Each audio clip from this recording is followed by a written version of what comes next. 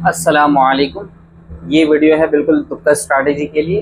तुक्का स्ट्रैटेजी की ज़रूरत क्यों पड़ रही है, ख़ास तौर से मैं पहले बता दूं कि अभी जो रिसेंटली ट्रेंड चल रहा है वो चल रहा है भैया पेपर टफ का। अरे क्या चल रहा है, पेपर आपका टफ का चल रहा है। पेपर टफ चाहे आपका 11th एंट्रेंस हो, पहले 11th एंट्रेंस हुआ, फिर आपका नीट का पेपर हुआ, जिसको देखो पेपर टफ बना रहा है। चाहे मैथ्स का पेपर बना रहा है, चाहे फिजिक्स का पेपर बना रहा है, पेपर क्या बन रहा है, टफ बन रहा है। तो क्या सर 9th एंट्रेंस का पेपर टफ आएगा?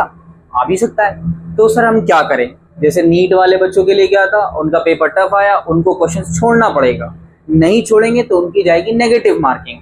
11th वालों का पेपर टफ आया, उनको भी क्वेश्चन छोड़ना पड़ेगा। क्यों? उनके में भी है नेगेटिव मार्किंग। क्या आप में भी अगर पेपर टफ आए तो आपको क्या छोड़ना है? नहीं, आपको छोड़ना है इस वजह से नहीं है क्योंकि सबसे पहला प्लस पॉइंट ये है आपके लिए कि पहला प्लस पॉइंट ये है कि there is no negative marking.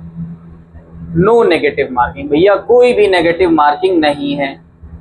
तो सर हम तुक्का लगा सकते हैं? हाँ बिल्कुल लगा सकते हैं, कोई भी नेगेटिव मार्किंग नहीं है, इसका मतलब आप तुक्का लगा सकते हैं, बहुत अच्छे से लगा सकते हैं। सर उसकी क्या स्ट्रैटेजी रहने वाली, क्या लगाएं तुक्का, किस तरीके से लगाएं? तो पहले आइए थोड़ी बहुत बातें समझते हैं, उसके बाद हम आपको बता रहे हैं कि कैसे आपको तुक्का लगाना है।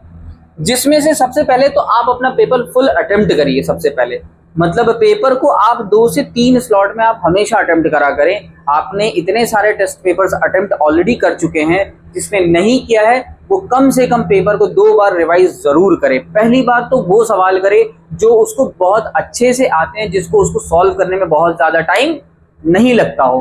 तो सबसे पहले आप उस तरीके से अटेम्प्ट करिए। दूसरा अटेम्प्ट वो दीजिए जिसको आपको लग रहा हो कि ये सॉल्व हो जाएगा, और सॉल्व हो जाने के बाद बढ़िया है, हो जाए तो हो जाए, और नहीं हो तो उसको आप गोल घेरा कर लीजिए। और तीसरा वो सवाल जो आपसे हो ही नहीं रहा, मान लीजिए पेपर टफ आ गया तो हो ही नहीं रहा आपसे, तब क्या करें? ऐसे सिचुएशन में पहले आप ये देखिए कि वो किस टॉपिक से सवाल है।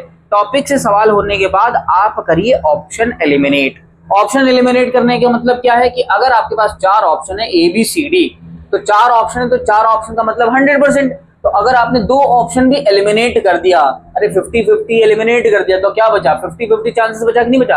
यानी कि अगर आप अंधाधुंध तुक्का मार देते तो आपके 100% होते सही होने के, मतलब ये है कि 25, मतलब ये समझ लो कि एक सही होगा, यानी कि 75% होते गलत होने के चांसेस और 25% होते आपके सही होने के चांसेस।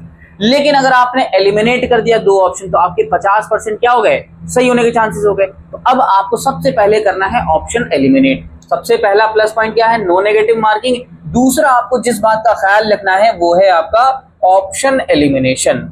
वो क्या है? Option elimination.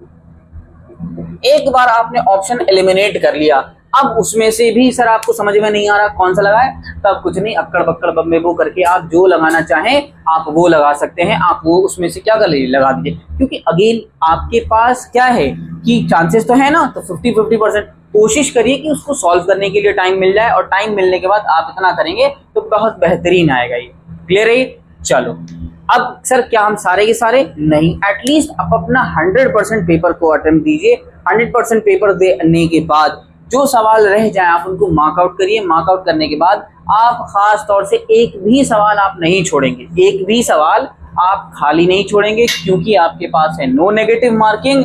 आप जो हो सके कुछ भी भर के आइए, लेकिन एटलीस्ट कोशिश करिए सबसे खास तौर से ऑप्शन एलिमिनेशन। ऑप्शन एलिमिनेशन से करेंगे तो आपके हाई चांस होंगे कि सही होने के चांसेस क्या हो जाएंगे, हाई हो जाएंगे। आई बात सुने? तो ये है आपकी तुक्का strategy for AMU 9th entrance. AMU 11th entrance के लिए तुक्का स्ट्रैटेजी बिल्कुल अलग थी, आपके लिए तुक्का स्ट्रैटेजी क्या है, बिल्कुल अलग है। आपको सारे क्वेश्चंस अटेम्प्ट करने हैं, सारे के सारे। ठीक है, चलिए मिलते हैं। आप अपना बढ़िया सा पेपर करिए, मिलते हैं हम लोग पेपर के बाद पेपर डिस्कशन में इंशाल्लाह।